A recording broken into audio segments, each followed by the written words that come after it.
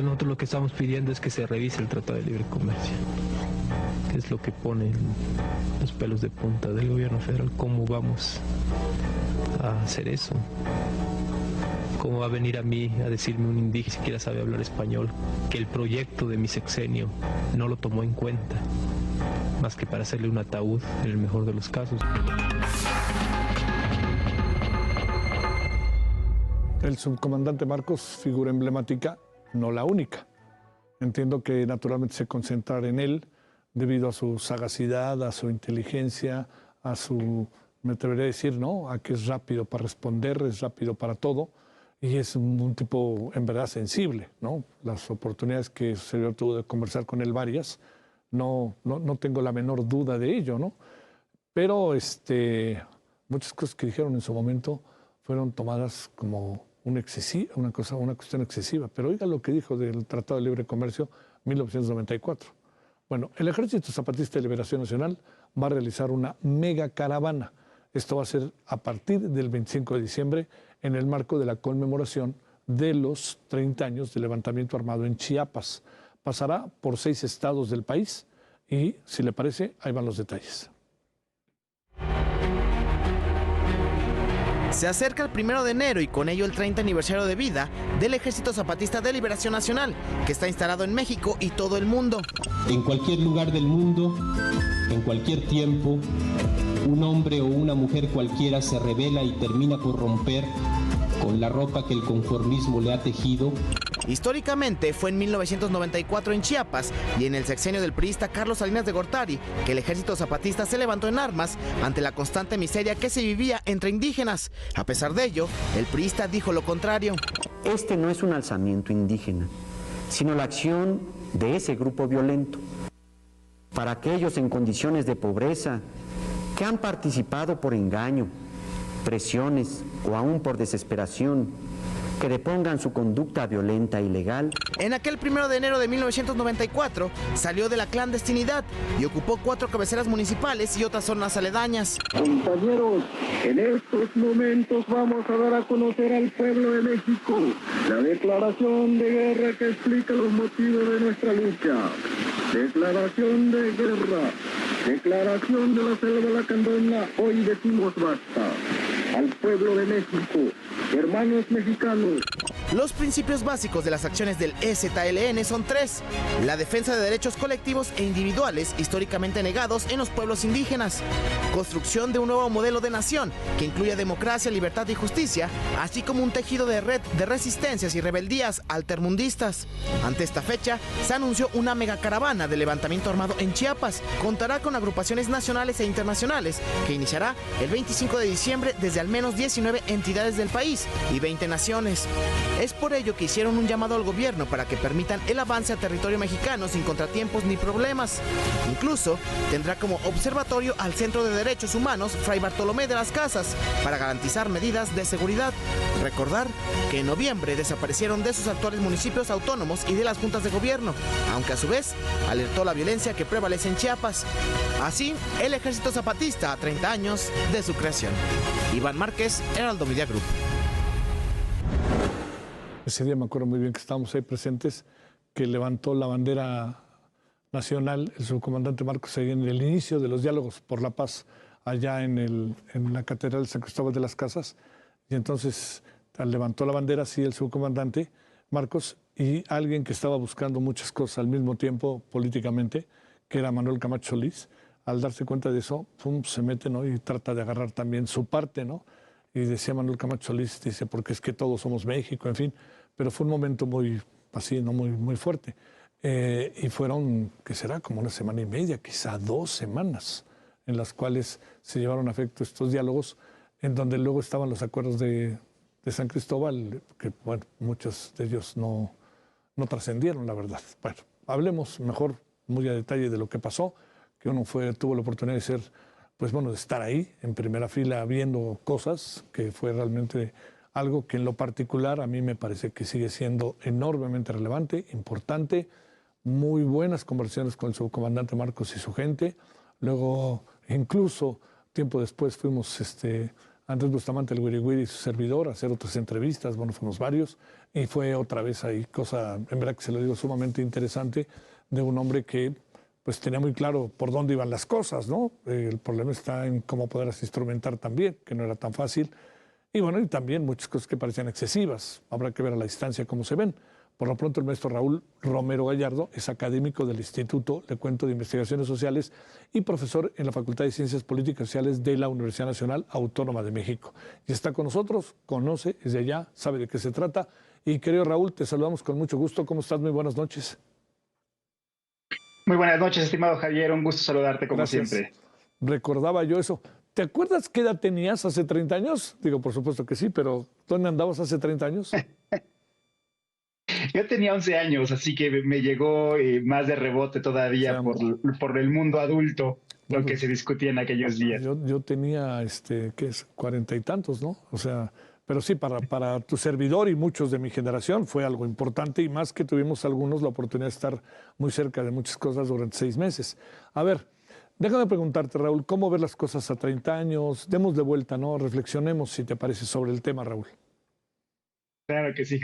Primero esto que tú cuentas muy bien y que muchos de tus contemporáneas narran perfectamente el hecho histórico que significó el levantamiento zapatista, que cambió muchas cosas, ¿no? Las formas incluso de hacer periodismo, esta comunicación en red, claro, y el naciente Internet, la democratización de la palabra, me gusta decirle a mí, de cómo fue, pues se rompió incluso también un poco la hegemonía de los medios tradicionales, ¿no? Porque se tenía acceso a otros, se empezaba a tener acceso a otras formas de Internet que, bueno, han derivado en otras cosas, ¿no?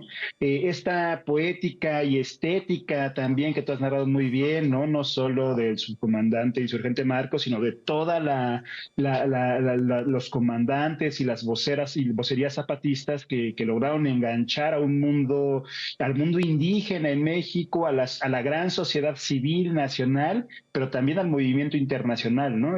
Recordemos al propio Oliver Stone pidiendo grabar una película en la selva lacandona, a Mario Benedetti, a Daniel Mitterrand, ¿no? Grandes figuras, Saramago, pues, ¿no? El Nobel de Literatura, reconociendo la pluma y el mensaje zapatista. Un hecho histórico que además ayudó, creo yo, a marcar y a observar las injusticias en el mundo, el nacimiento de un movimiento global antineoliberal, que después se extenderá prácticamente también por todo el mundo. Después veremos en Seattle, en Porto Alegre, en Génova, las banderas zapatistas, ¿no? Cargadas pues muchas veces por personas extranjeras que en su vida habían tocado Chiapas, pero que se sentían interpeladas precisamente por el mensaje zapatista. Y en el caso de México, un hecho fundamental que ayudó, creo yo, no solo a democratizar la palabra, a visibilizar las terribles condiciones de explotación y dominación que vivían y viven los pueblos indígenas. En Chiapas prácticamente situaciones de coloniales, de trabajo esclavo, de violaciones por parte de los finqueros, ¿no? En fin, un movimiento que creo que marca a generaciones enteras y que impacta en la vida periodística, en la vida cultural, en la vida artística, en la vida social prácticamente de este país y creo yo del mundo entero. Oye, a ver, déjame plantearte, Raúl, para el país sí fue una toma de conciencia sobre el indigenismo, ¿no? Que incluso alcanzó, pues, hasta los libros de texto, ¿no? Así es, sin duda alguna. Fíjate, es muy interesante porque en los años 70 estamos viendo en México la emergencia de un movimiento indígena, de organización de base, con una fuerte vinculación en Oaxaca, en Chiapas, en Guerrero, pero es hacia los años 90, particularmente en 1992, con los 500 años de la resistencia negra, indígena y popular. Tú recordarás que hubo todo un debate sobre qué se celebraba esos 500 años, ¿no? Si el encuentro de dos mundos, el encubrimiento de dos mundos, el encubrimiento de un mundo sobre otro. Un debate que incluso provocó grandes participaciones en la filosofía, en la literatura, ¿no? Y que los pueblos originarios en América Latina empezó a aparecer por ahí. Evo Morales todavía como dirigente cocalero en Bolivia, empezó a aparecer Rigoberto como Berta Mechú en Guatemala, ¿no? Y empieza a aparecer también en Chiapas en aquel 92 este movimiento que termina la estatua del libertador Diego de Mazariegos, del conquistador, perdón, Diego de Mazariegos, ¿no? Y que comienza a entrar a tono con la resistencia indígena en todo el continente. Y 2 años después, en el 94, pues la emergencia del EZLN, pero que además también convoca a la formación del Congreso Nacional Indígena, es decir, la emergencia del movimiento indígena nacional en un contexto latinoamericano que desde entonces no ha parado de ser uno de los sujetos clave y fundamentales de la política en América Latina. Oye, ¿qué va a pasar estos días? Como sea 30 años, son 30 años, ¿no, Raúl? Digo, algo hay que hacer. Estará por ahí los originales líderes o los organizadores, para no hablar de líderes del zapatismo. ¿Qué irá a pasar?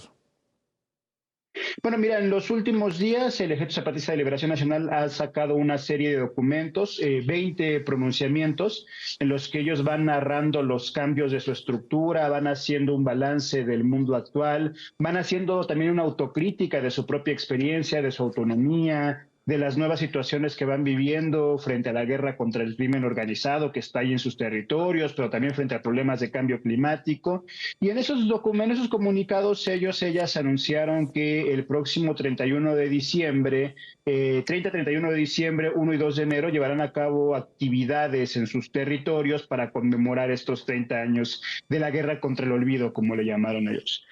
Como respuesta, organizaciones de México y de todo el mundo es quienes realizaremos una caravana, yo entre ellos estaremos participando, realizaremos una caravana de caravanas, como le hemos nombrado, nacional e internacional, con gente de 19 estados de la República y de 20 países, que iremos a territorio zapatista a abrazar la lucha de los pueblos indígenas, a abrazar la lucha del EZLN, el Congreso Nacional Indígena, a observar los cambios que están realizando y sobre todo a escuchar su mensaje, un mensaje que me parece fundamental en este contexto de la política mexicana, en donde los pueblos indígenas, el zapatismo y el Congreso Nacional Indígena se han convertido en una especie de conciencia moral, en una forma de voz pública que va poniendo el acento sobre los problemas principales, como son los despojos territoriales, las violencias, pero también problemas de